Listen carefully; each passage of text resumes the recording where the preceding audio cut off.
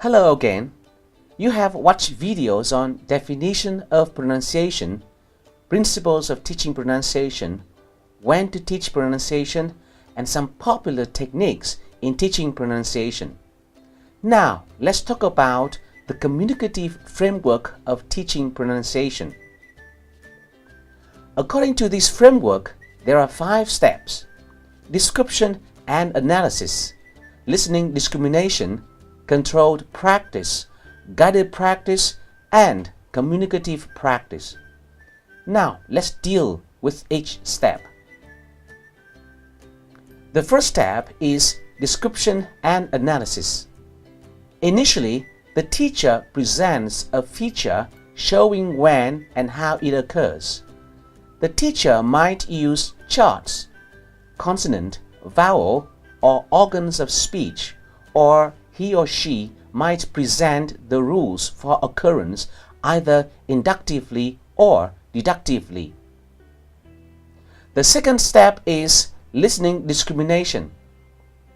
Listening activities include contextualized minimal pair discrimination exercises. The speaker, who may be the teacher or another student, pronounces either sentence A or B. The listener responds with the appropriate rejoinder. A. He wants to buy my boat. B. He wants to buy my vote. Will you sell it? That's against the law. In another discrimination activity, the student listens for either rising or falling intonation in utterances where either is possible. Using a transcript with a short listening passage, learners can mark the pauses and/or circle the prominent elements they hear. In general, the listener's task should be clearly defined and focused on only 1 or 2 features at a time. At this stage, we want to focus learners' attention directly on a feature that they might not be recognizing yet. The next step is controlled practice. At the beginning, in a more controlled activities, the learner's attention should be focused almost completely on form. Any kind of choral reading can work if the learner's attention is clearly focused on the target feature. Poems, rhymes, dialogues, dramatic monologues, all of these can be used if the content or level engage a learner's interest. When performed with student partners, contextualized minimal pair activities, as mentioned before, are a combination of controlled practice for the speaker and listening discrimination for his or her partner. In the activities of guided practice, the learner's attention is no longer entirely on form.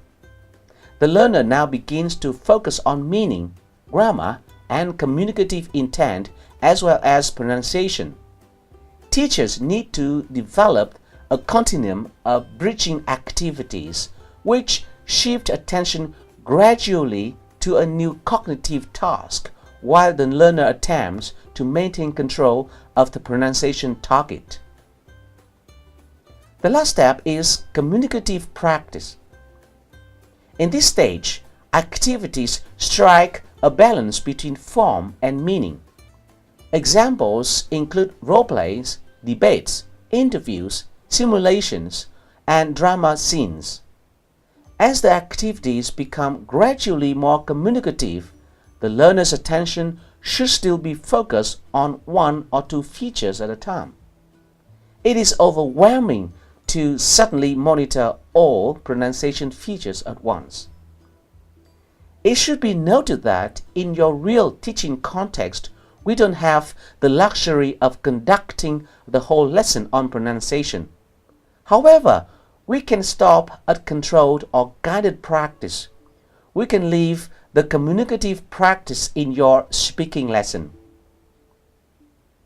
Now, Let's step back and reflect upon what we have done so far.